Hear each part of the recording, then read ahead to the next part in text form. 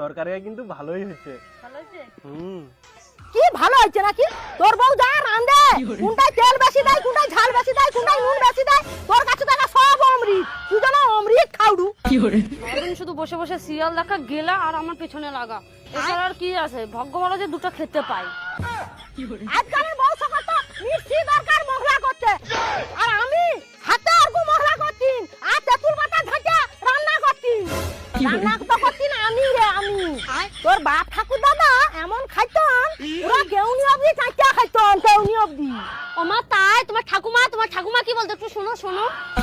কে? আমার শাশুড়ি। আমার শাশুড়ি আমার প্রশংসা করতো, আমি এত ভালো রান্না করি না, সামনের গ্রামের লোক এসব খাওয়া যেত।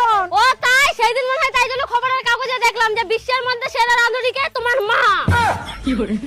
তোমার কাছে বিশ্বাস হবে নিকো, দেখবি করছি এখন রান্না করে দিব, থালা কাটা খাবি।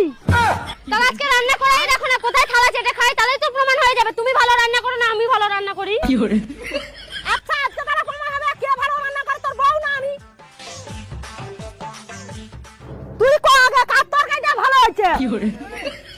এবার কো কার তরকারিটা ভালো? যদি তুই খারাপ কও রে, তোর একদিন কি মোর একদিন।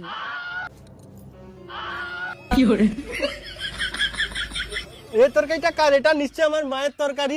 এত সুন্দর টেস্ট, এটা আমার মায়ের ছাড়া কারো হতেই পারে না। তুমি তো এরকম তরকারি রাঁধতেই পারবে না, আমি শিওর এটা আমার মায়েরই তরকারি। আর এই তরকারিটা কার? এত জল জল, এটা আমার মায়ের হতেই পারে না, এটা নিশ্চয়ই তুমি রান্না করেছো।